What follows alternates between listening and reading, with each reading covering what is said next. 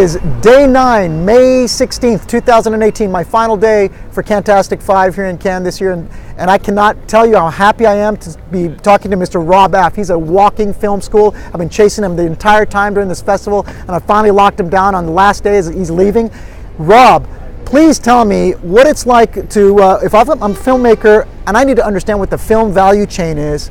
Can you please explain that? Of course. Every film is going to earn certain amounts of money in various media. So you've got for a theatrical film, it'll start with the theatrical, maybe then it'll go to transactional video on demand, maybe there's a DVD portion in there somewhere, then it might go on to pay television, HBO or something, and then maybe Netflix or one of the subscription video on demands. And so it's got this long life that might end with YouTube.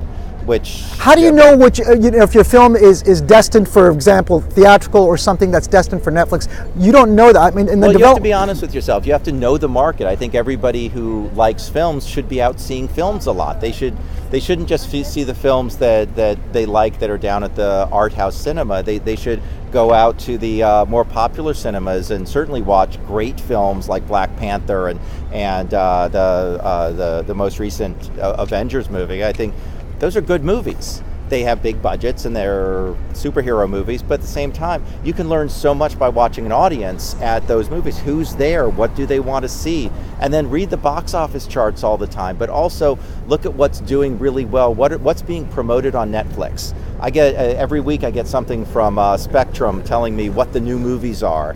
The new movies they're pushing on me to buy.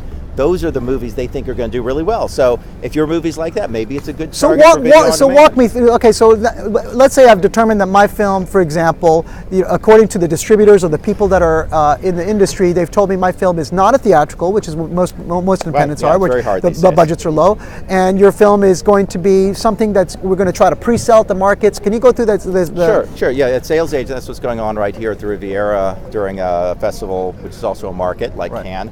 And so the sales agents are approaching people from around the world to sell them distribution rights to an individual film, and they get fees between 10 and 30% for doing that, and their expenses are paid. And it's a hard business, but it is for certain films. It's the best way to generate those revenues. Let's make an example of a $1 million film. I brought it to the market, and I've cobbled together the financing, 40% through some kind of tax rebate in Canada, or 20% from another jurisdiction, and the rest I've gapped through equity and some debt. Sure. And I'm come over here and I'm trying to get the money back. Walk me through that. How do I get that dollar back? Yeah, hopefully before you came here, you had a relationship with a sales agent that agreed to offer the picture on the international market here, and you've checked them out and you found out that they are very professional, that everybody thinks they're honest. Other people who've had films with them think they're saints. They come here, they offer the picture of the market at pre-approved prices that you've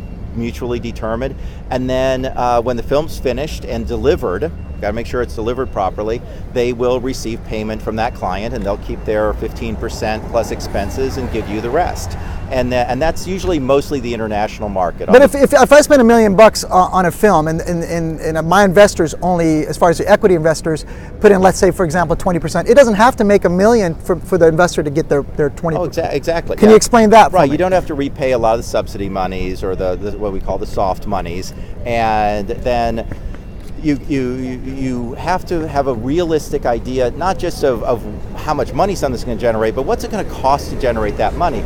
People are familiar with the idea of theatrical advertising spending because we see it on TV and in the newspaper every week, and that's very, very expensive to do. Here, if you walk around, you see posters for movies, you see it costs money to be in the stands, it costs money to make money.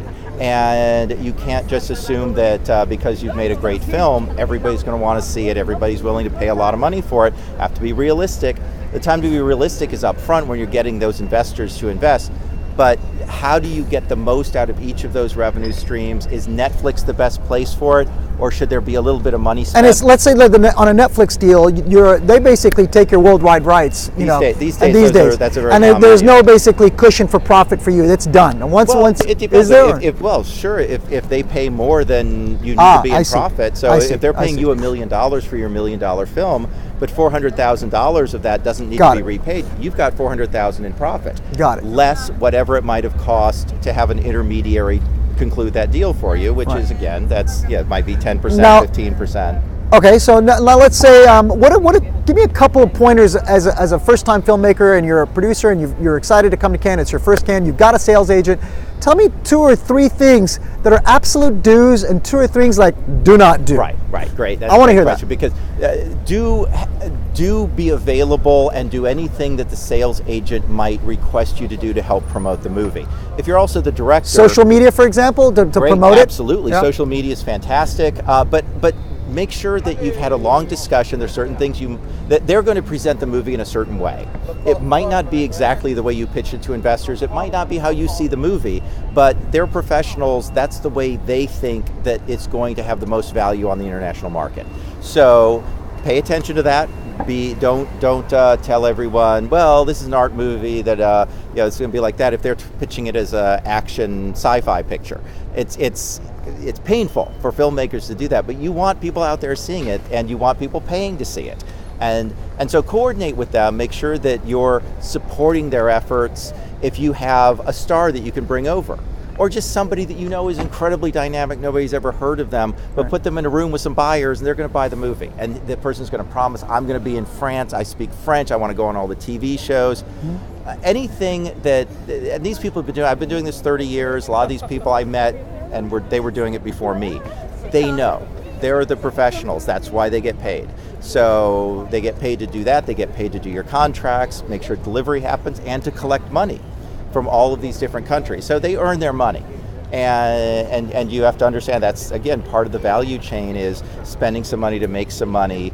As I was saying before, maybe you're going to do domestically a small theatrical release, spend a couple $100,000 to promote the transactional video on demand. That can be very lucrative, but you have to ask the professionals, is this worth it? Am I going to see more money if I do this or if I do this? Thank you so much. It's been an amazing Cannes this year for me. I'm so happy to be able to do these segments and bring it to you on a daily basis. This was our final segment for this year. Hope you'll join us next year. My name is Kayvon Mashai, co-chair of the International Committee of Producers Guild of America, and I'm very honored to have Rob here as my last day. Like I said, thank you so much. Thank you so much. And we'll check you out next year. See you next year. Yeah. Thank you very much, guys. See you. Bye. That was bad.